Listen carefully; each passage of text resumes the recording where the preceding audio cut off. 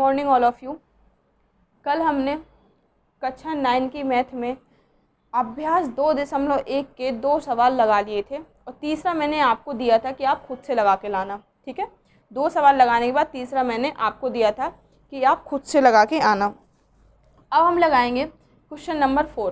Question number 4 पढ़िए क्या है। क्वेश्चन नंबर 4 है कि बताइए कि निम्नलिखित बहुपद में कौन कौन बहुपद रैखिक हैं, कौन कौन द्विघाती हैं और कौन कौन त्रिघाती हैं। ये आपको बताना है, रैखिक बताना है, द्विघाती बताना है और त्रिघाती बताना है।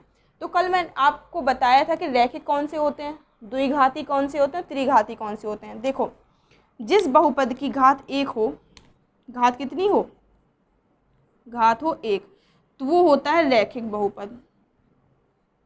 ठीक है, जिस बहुपद की घात 1 होती है, अधिकतम घात 1 होती है, वह होता है रैखिक बहुपद। और जिस बहुपद की घात 2 होती है वह होता है द्विघाती बहुपद। क्या होता है?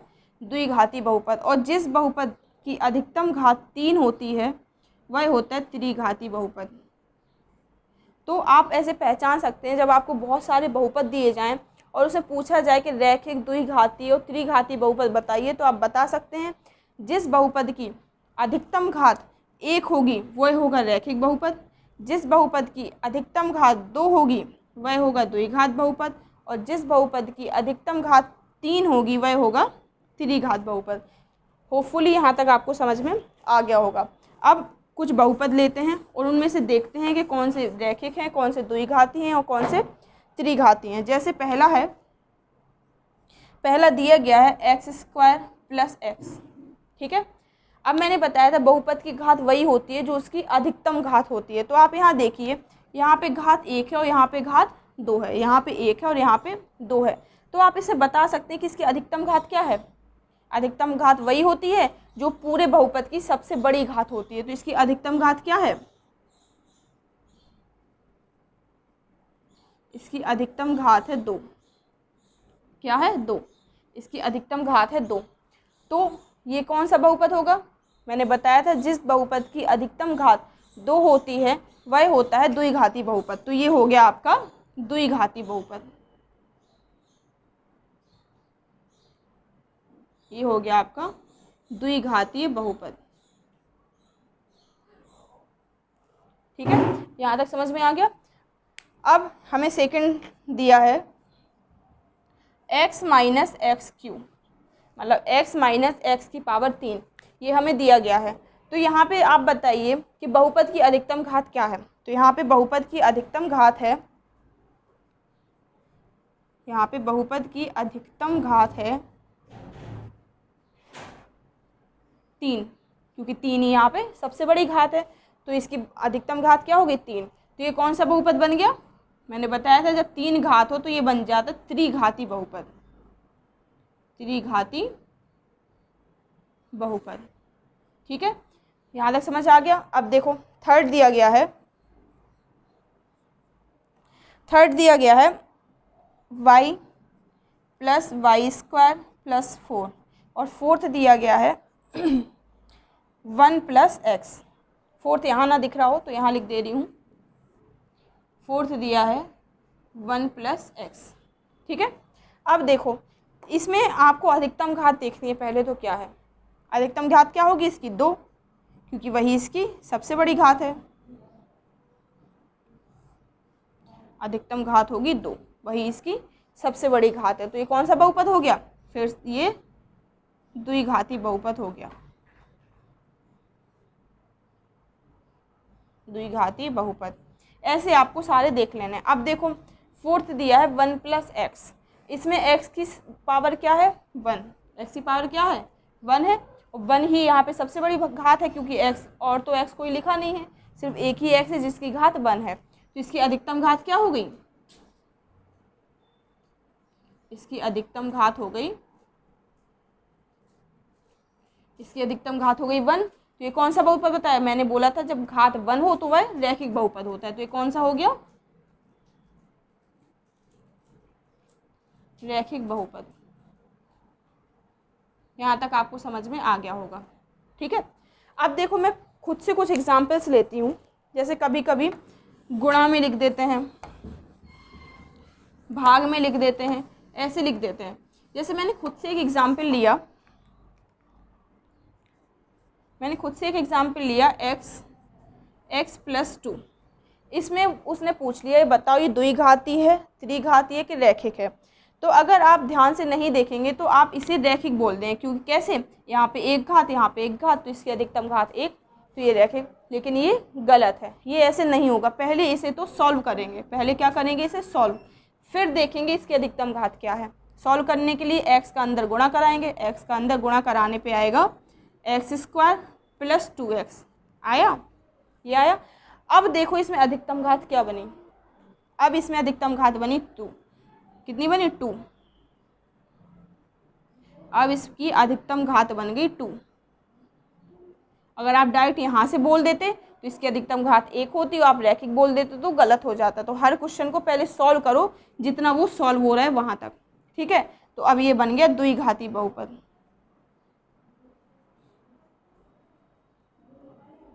द्विघाती बहुपद, ठीक है। अब जैसे हमें और एग्जाम्पल लें, हमें दे दिया x की पावर 3/x, हमें दिया x की पावर 3/x, ये दिया। अब इसमें आप देख के बता दें कि इसकी अधिकतम घात 3 है, तो ये त्रिघात बहुपद हो गया। किसे, आप इसे देख के बता देंगे कि इसकी अधिकतम घात 3 है तो ये त्रिघात बहुपद हो गया। लेकिन ये गलत हो जाएगा, पहले से सॉल्व करेंगे। देखो ऊपर 3x है, नीचे 1x है, तो 3x में से जब 1x जाएगा तो बचेगा, इससे ये कटेगा 2 बार, तो बचेगा x² बचेगा। तो अब ये कौन सा बहुपद हो गया, ये हो गया द्विघात बहुपद, क्योंकि इसकी घात 2 आई। अगर आप यहाँ से आंसर देते तो त्रिघात आता, वो गलत हो जाता। तो अब कौन सा बन गया, द्विघात बहुपद। तो पहले आपको क्वेश्चंस को सॉल्व करने हैं, फिर बताना है कि द्विघात है, त्रिघात है या रैखिक है। ऐसे ही डायरेक्ट नहीं बताने, जो सॉल्व हो रहे हैं क्वेश्चन उन्हें पहले सॉल्व करने हैं। यहाँ तक आपको समझ में आ गया होगा। अब हम बढ़ते हैं नेक्स्ट क्वेश्चन की तरफ।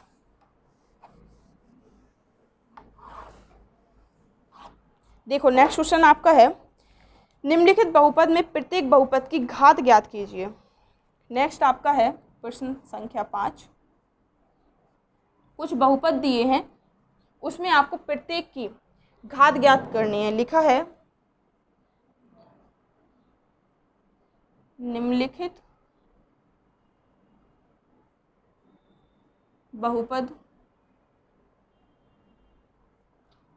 में प्रत्येक बहुपद की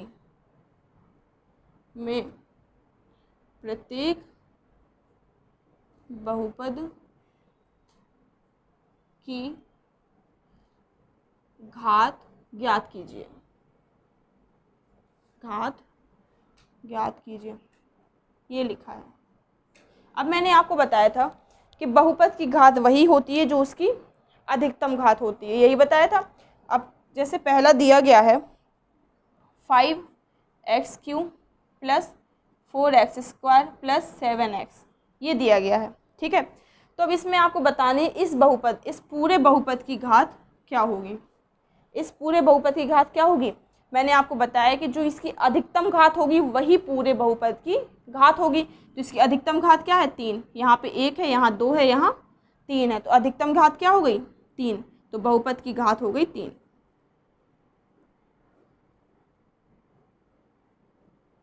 कितनी हो गई, 3 हो गई। तो आपको ऐसे ही सॉल्व करने, जिस बहुपद की अधिकतम घात हो वही उस बहुपद की घात होती है, और बाकी नहीं होती। जैसे दूसरा दिया है 4 - y², ये दिया है। अब इसमें पूछा है कि बहुपद की घात क्या होगी, तो यहाँ पे y² है, यहाँ पे तो कुछ है नहीं, तो अधिकतम घात भी इसमें 2 ही है, तो इस बहुपद की घात क्या हो गई, बहुपद की घात हो गई 2। ऐसे बचे 2 और ऑप्शन, 2 और क्वेश्चन इसी के, मतलब 5 के 2 और पार्ट बचे हैं, वो आपको खुद से करने हैं और बहुपद की घात बतानी है। जैसे एक और है, एक और मैं बता देती हूँ 3, अकेला ये लिखा है और पूछा है कि इसमें बहुपद की घात बताइए। तो ये आप कैसे बताएंगे, देखिए यहाँ पे कोई चर राशि तो है नहीं, और जो घात ली जाती है बहुपद की वो चर राशि की ही हमेशा ली जाती है।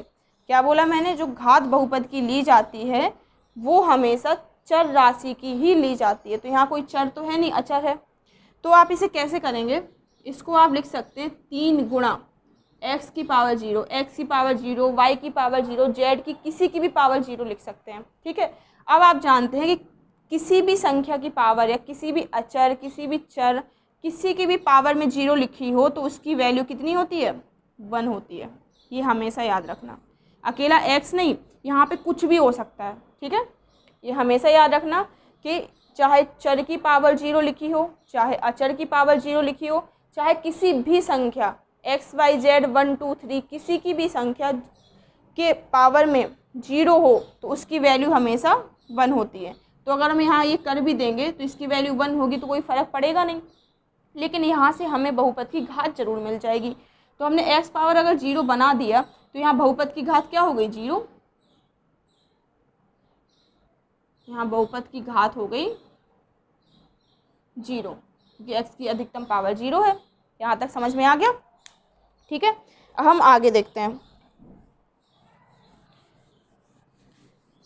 ये एक्सरसाइज तो आपकी ख़त्म हो गई। अब हम लगाएंगे 2.2। ठीक है, कौन सी लगाएंगे, 2.2। चलो आप लोग देखिए 2.2 में क्या है। 2.2 का पहले ही क्वेश्चन देख लीजिए। इसमें भी कुछ नहीं है, निम्नलिखित पर बहुपद के मान ज्ञात कीजिए। मतलब इसमें करना क्या है, इस एक्सरसाइज में आपको कुछ x की वैल्यूज़ दी जाएंगी, मतलब कुछ x के मान दिए जाएंगे, जो मान रख के आपको बहुपद का मान ज्ञात करना है। ठीक है, कुछ नहीं करना, जो x के मान दिए गए हैं वो x की वैल्यू, वो x के मान बहुपद में रख दो तो बहुपद का मान आ जाएगा। जैसे पहला दिया है, पहला क्वेश्चन है आपका प्रश्न एक आपको दिया है, पढ़िए। निम्नलिखित पर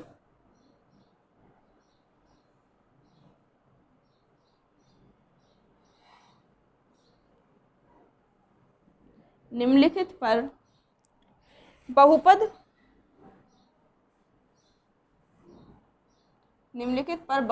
5x minus 4x square plus 3 के मान ज्ञात कीजिए।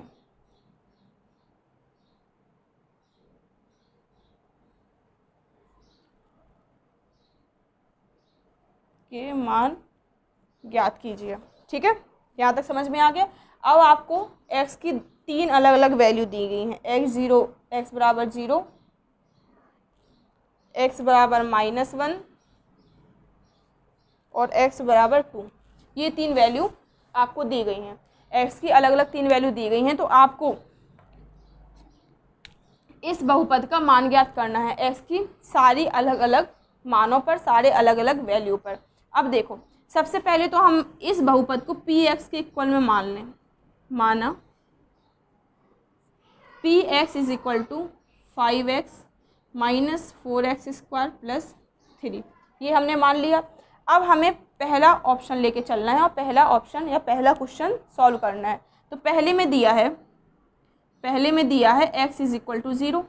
तो x इज इक्वल टू 0 हम समीकरण 1 में रख देंगे। समीकरण 1 में रखने पर, ठीक है, x इज इक्वल टू 0 हम समीकरण 1 में रख देंगे। रखो, यहाँ भी x है तो यहाँ भी रखा जाएगा, रख दिया। अब जहाँ जहाँ x है वहाँ x की वैल्यू रखते जाओ। आया समझ में? अब देखो, ये तो पूरा 0 हो जाएगा, ये भी पूरा 0 हो जाएगा, बचेगा क्या, सिर्फ 3। तो इसका आंसर हो गया 3। ऐसे इसको सॉल्व करना है। सबसे पहले जो बहुपद दिया है उसको px के इक्वल में मानो। इक्वल में मानने के बाद जो भी x की वैल्यू दी गई है वो दोनों पक्षों में रख दो। दोनों पक्षों में यहाँ x की जगह पे आएगी और यहाँ पे तो पूरी आएगी। दोनों पक्षों में x की वैल्यू रख देंगे। यहाँ तक समझ में आ गया होगा। अब देखो सेकंड, यहाँ से अगर साफ कर दें, बहुपद तो अपना यही रहेगा, बहुपद तो चेंज होगा नहीं। ठीक है, अब सेकंड में दिया है आपको x इज इक्वल टू -1, ये दिया है। ये इसको भी समीकरण 1 में रख दो। समीकरण 1 में रखने पर ठीक है, यहाँ तक समझ में आ गया। अब x इज इक्वल टू -1 रखो, तो यहाँ भी x है तो यहाँ भी दोनों पक्षों में रखना है वो, तो 5 गुणा -1 -4 गुणा -1 का स्क्वायर प्लस 3। यहाँ तक हो गया। अब इसको और सॉल्व करते हैं, तो प्लस का 5 और माइनस का 1 है, इनका आपस में गुणा होगा तो क्या आएगा, 5 एकम 5, लेकिन माइनस का 5 आएगा। अब देखो -1 का स्क्वायर लिखा है, तो किसी संख्या माइनस वाली संख्या का स्क्वायर करते हैं तो प्लस में बन जाती है, ठीक है। मतलब -1 गुणा -1 हुआ इसका मतलब, और माइनस माइनस क्या हो जाते हैं, प्लस हो जाते हैं, ठीक है। इन माइनस माइनस से गुणा होगा तो ये प्लस हो जाएगा। ये समझ में आ गया। देखो अब ये तो प्लस हो गया, प्लस का 1 बचा, ये प्लस का 1 बचा, तो 4 गुणा 1 करेंगे तो क्या मिलेगा, 4 मिलेगा प्लस 3, तो p -1। अब माइनस का 5 और माइनस का 4 जुड़ के हो जाएंगे माइनस का 9 प्लस 3, तो p -1 ये हो जाएगा, माइनस के 9 से प्लस के 3 गए तो बचे माइनस के 6। ये हो गया आंसर। यहाँ तक समझ में आ गया होगा। अब थर्ड ऑप्शन आप खुद से लगाएंगे, ठीक है। थर्ड ऑप्शन जो भी है एक्स की वैल्यू रखना और खुद से लगाना। अब आगे देखते हैं।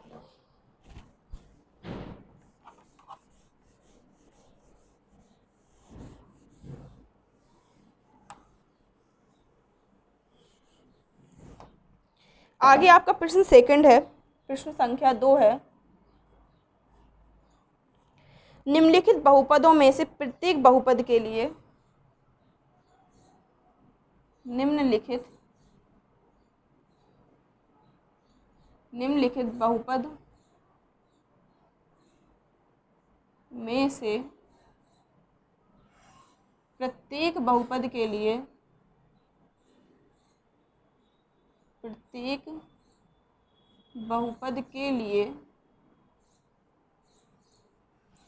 P0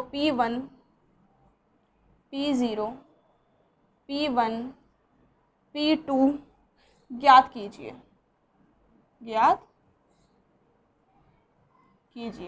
ठीक है। यहाँ तक आया समझ में।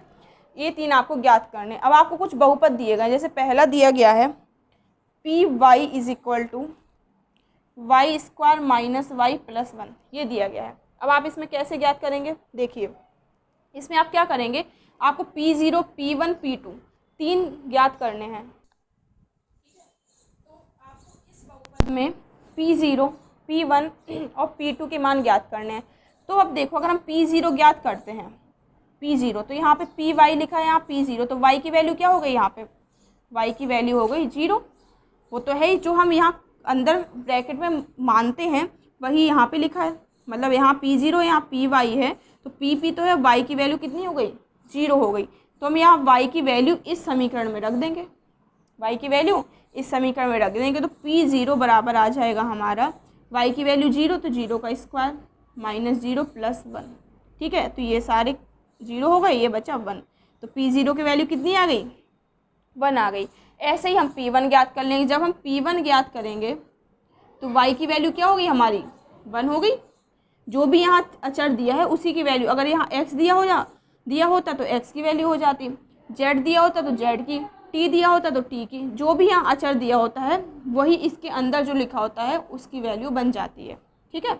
अब y की वैल्यू 1 हो गई तो रख दो समीकरण में, P1 is equal to y का स्क्वायर मतलब 1 का स्क्वायर माइनस y लिखा है तो -1 प्लस 1। अब देखो ये -1 प्लस 1 तो आपस में कट गए, तो ये आ गया 1, ये हो गया इसका आंसर। समझ में आ गया। ऐसे ही आपको P2 निकाल लेना है, ठीक है। P2 निकाल के उसका आंसर रख देना। ऐसे ही जितने भी आपको प्रश्न सेकंड में, प्रश्न 2 में जो भी आपको 1 2 3 4 जितने भी ऑप्शन, जितने भी क्वेश्चन दिए गए हैं खुद से लगाना है और P0 P1 P2 की वैल्यू ज्ञात करनी है। इतना ही है इसमें। अब इसके बाकी क्वेश्चंस आप खुद से लगाएंगे, क्योंकि सारे ऐसे होने, कुछ अलग नहीं होना है, ठीक है। अगर वीडियो पसंद आई हो तो लाइक करें, शेयर करें एंड सब्सक्राइब करें, और जहाँ भी दिक्कत हो कमेंट में पूछें तो मैं आपको उसका सॉल्यूशन बताऊंगी। Thank you.